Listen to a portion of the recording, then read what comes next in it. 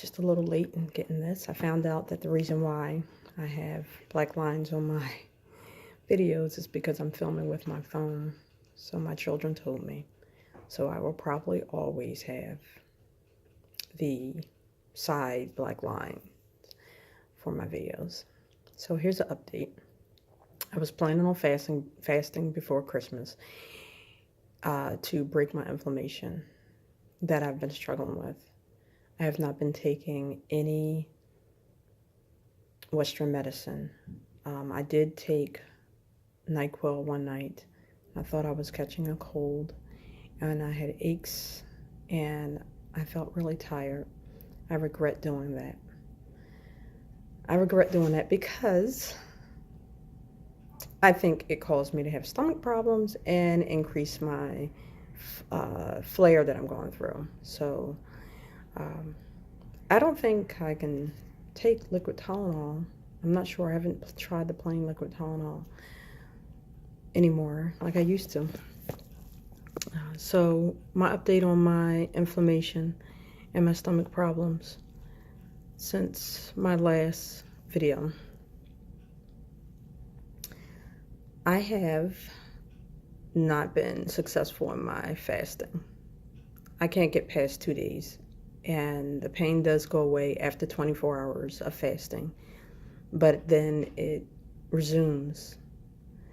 So now I am doing a fast, but I am not being as strict. I did 24 hours of water only, and I didn't drink a lot of water. The water I was drinking was spring water because I did not have any distilled water, and I did not have any reverse osmosis water. So I drank what I had. I did not drink filtered water. And then I drank some bone broth after 24 hours, turkey bone broth, and I continued with water. And then later that night, I had a green juice. My green juice was collards, red chard, fennel, and cucumber. And I did put some filtered water in there. So I think I'm just going to do calorie restriction, and that's what I'm going to call this fast, more of a calorie restriction fast, being as though I'm drinking green juices, and I may even have some carrot juice. My eye is inflamed with uveitis. I did not get it diagnosed because I couldn't get an appointment that worked with my schedule, so I just treated it, and I am treating that with Western medicine. I apologize, I said I wasn't earlier. I'm using Predforte steroid eye drops. But the inflammation in your eye is dangerous, and I'm not against Western medicine completely. I'm just whatever works kind of person, and without the side effects. And I don't get high pressure from using steroid eye drops as some do. I've never had a pressure problem. But the inflammation in your body out of control is dangerous. So I always recommend that you do whatever your doctor or whatever your common sense says to get the inflammation down, because it wreaks havoc on your body and can cause heart attacks, blindness, depending on where the inflammation is. You know, I have bone loss from letting inflammation go in my sacroiliac joints, from having such a bad flares. Now, mind you, it could also be from the fact that I took NSAIDs for years, and before that, methotrexate, so I could have side effects from that too. But the inflammation was in my sacroiliac joints, and then that is where there's bone loss. So I hope to rebuild that bone. I'm not sure. I'm 43 years old, and I'm going to start losing bone regardless, because once my ovaries stop producing the estrogen, you know, I have a very gloomy outlook on not having my reproductive organs continuing what they're doing. I just feel as though the aging in women after menopause is so aggressive, and it is such a downhill. You know, I wish there was some kind of way I could keep my period. And I don't like my period because it has issues. Um, because it's here for 10 days sometimes. Very light, but still 10 days. And I'm sorry if there are some men watching this and finding this graphic, but it is all medical, and it could be women watching this and wondering. And I've never known. I did not always have a 10-day cycle. It started, there was a series of events going on in my life, so I'm not exactly sure what triggered it. I did start working outside the home full time. It was an off shift. I'm now on a regular shift and I still have it. I've had all kinds of tests done and ultrasounds, and I've been on different hormonal methods, and nothing fixed it. It only made it worse, either making me heavier or making me more inconsistent with bleeding anytime. I mean, like one time I was on a birth control pill, and I just bled the whole month. And she was like, well, the doctor said I need to try it for like 3 months, and I just couldn't take it. I was weak and tired, and the hormones, the synthetic hormones drove me crazy. And so my body just does not like a lot of Western medicine. It doesn't like artificial hormones. It doesn't seem to like painkillers. I just have, or any antibiotics. It just responds very negative. So I do have to find a way through what I eat and what I don't eat in order to get healthy. I don't really have a choice. So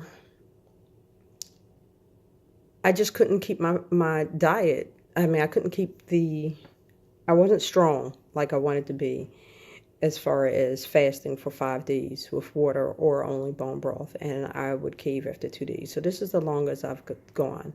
It is now Sunday, and my last meal was Thursday afternoon, and full meal.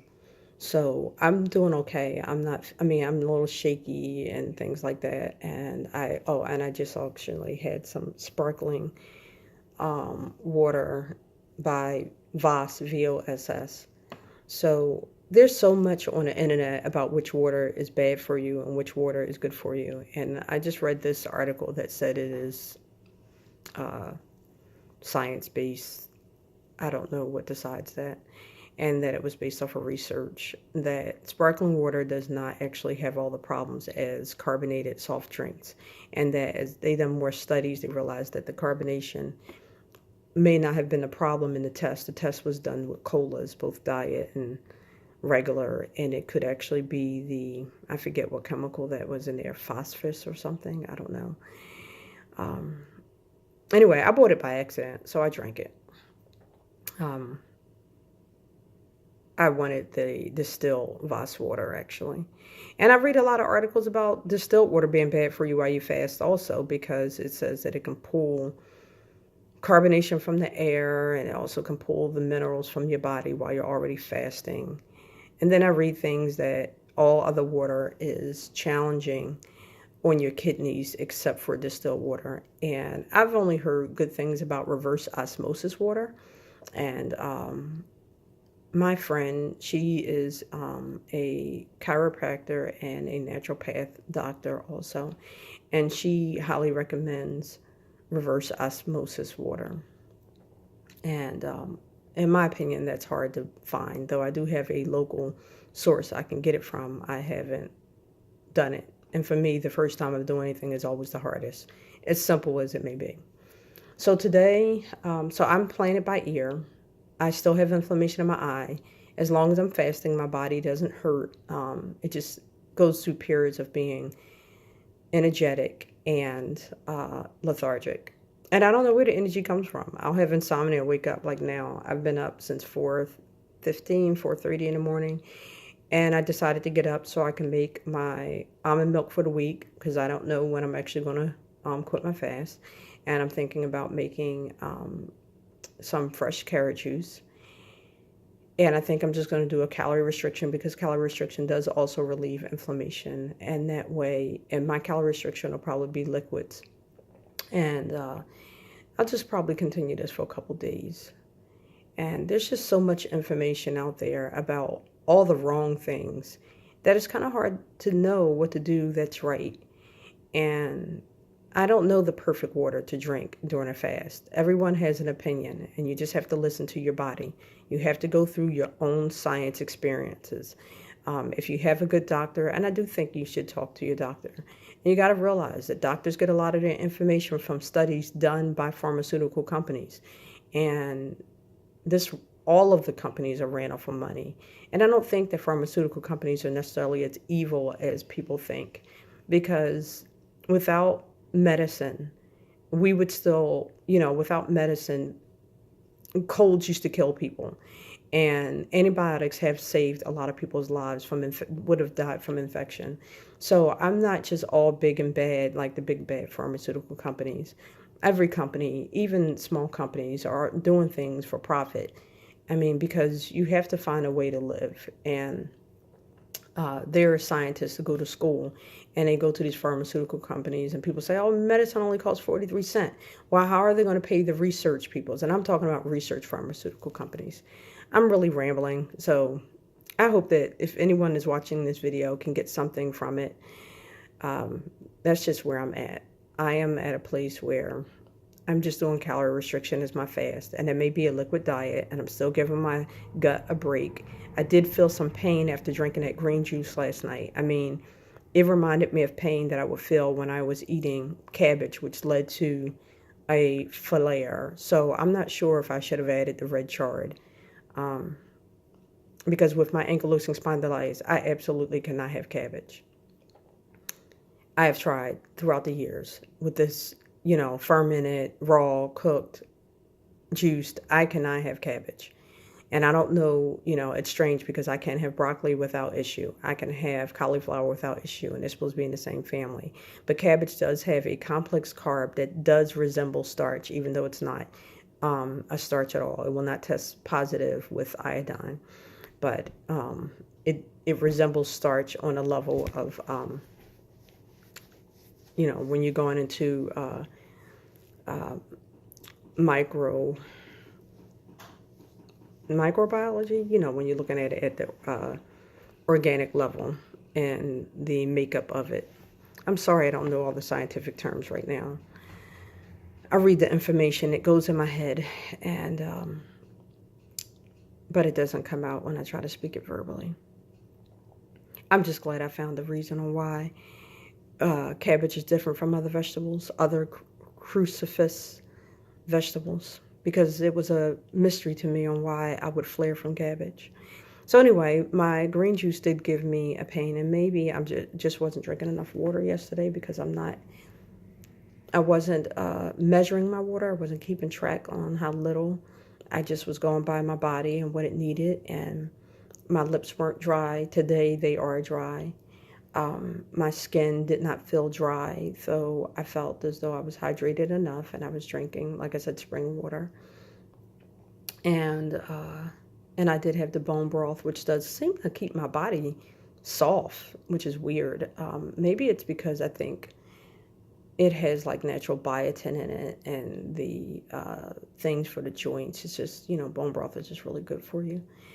So I'm not sure what I'm going to do today. I'm really just playing it by ear, by listening to my body. And I'm not sure how long I'm going to continue to fast. I would like my inflammation in my eye to go down on its own. I don't think I'm putting enough steroid drops in there, but I'm trying to not, because normally if I go to the doctor, they'll start me on a drop every hour and then wean me down. And right away, I was only doing one a day, but I realized it was just the pain was so bad and the redness was so bad. So I did 2 a day, and I've just been doing 2 a day, and it's barely enough to keep it at bay. So whenever you do things like this, you are taking risks. But when you go to the doctor, you're taking risks, because every medication they're going to give you is going to have possible side effects. So everything you try at home is going to have possible side effects. Whether you self-medicate with natural supplements or herbs or, marijuana or red wine or, foods or food restriction, different waters can have side effects, It's just, everything can have a side effect. And I don't believe, people say in regeneration, and maybe I sound negative that I don't believe in a cure, because to me, a cure is you do what you want and you don't, and your illness doesn't come back. As long as you have to do something to keep the illness away, that is a treatment. And as long as it's a treatment, it is not a cure.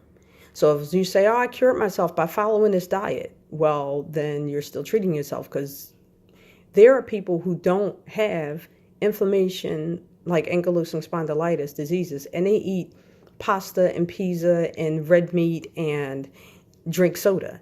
I mean, there are people whose bodies do not get cancer, and they live a long time. I mean, there was a woman who they asked her what she has passed away since, but she was 120, I think, or 121, and asked her what she ate, and she said, I have bacon and a slice of bacon and a scoop of ice cream every day with my regular meals. And yes, was she elderly and sick at that point, but she still had her mind right, and this is what she ate. So there are certain people's bodies that don't get sick. And that is what a cure would be for me. A cure would be, I live to 120 without illness, and I can move around, and I eat what I want without medication. So that's not going to be my life. I'm going to have to monitor what I eat. I'm going to probably have to always have calorie restriction. I'm always going to have to fast at times. And this is a treatment that I'm going to do in order to keep myself healthy. And until they come out with a Western medication that my body, which I don't even want to try half the time, because I get so tired of the drastic side effects I go through. But, people are against surgeries because once you cut it into yourself, you're never the same. There's a woman on there saying that we look at our body as something fixed. I liked her theory. I didn't write down I didn't write this YouTuber's, she's not even a YouTuber. She actually sends her videos through your email. And I liked her theories on your body is not a machine. It is actually designed to repair itself. And I like that, because who wouldn't want to hear that? But, I also have a hernia. And how do I fix a hole in my body? So I was looking into it. And this gentleman said that if you let it go too long, that it won't heal. So I've had this hernia for, 8 years. And I've just been ignoring it because it doesn't hurt me too much. And I've, of course, try to build my core strength. But I've had surgeries, So I've had my abdominal cut into. I've had procedures. I've had, I was born with, I don't know. Now I realize I might not have been born from it. Could have been from the formula that caused it. But I had pyloric stenosis. I'm not sure if that's the name of the operation or the name of the disease. But if you look it up, you'll figure out the information as an infant. And I almost starved to death because that area closed up and wasn't allowing me to eat. And my mom both breastfed me and gave me formula.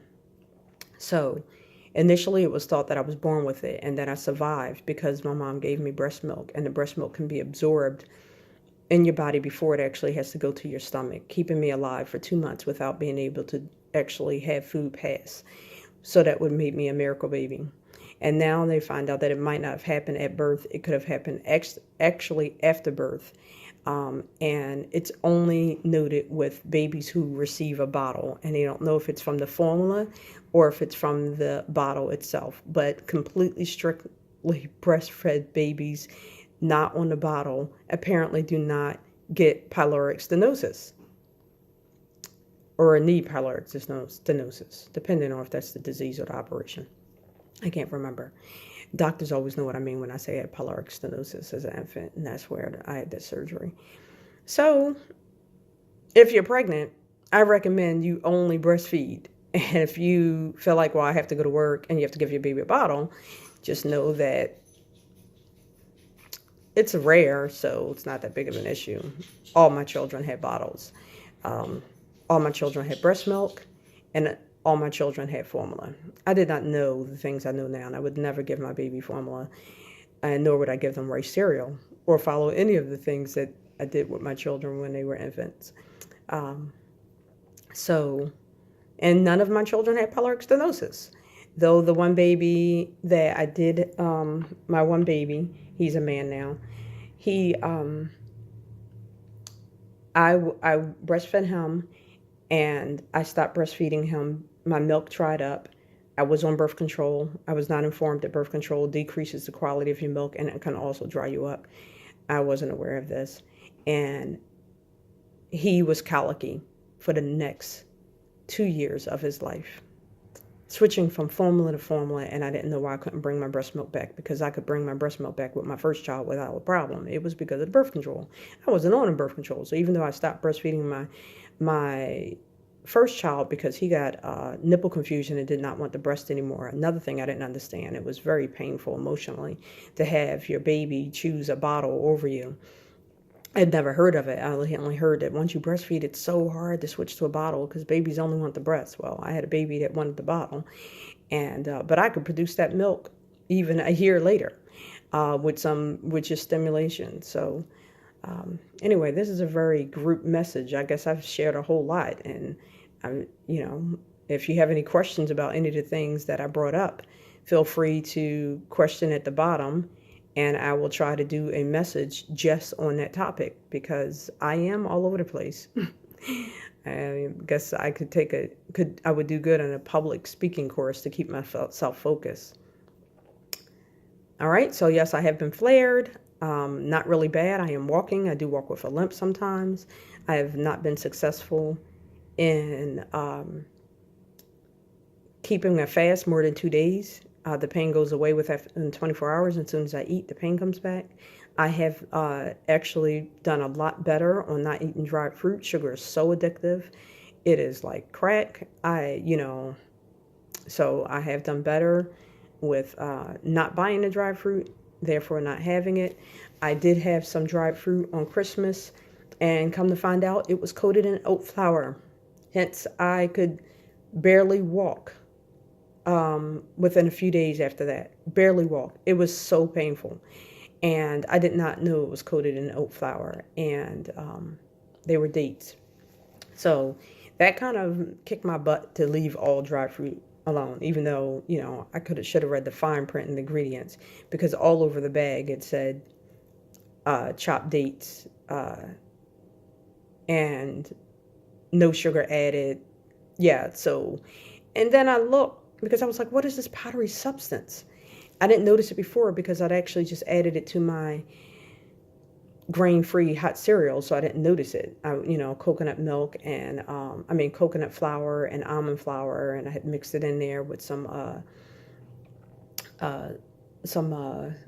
walnuts, I think I had, yeah, and I mixed it in there for my little cereal, and raisins and cinnamon.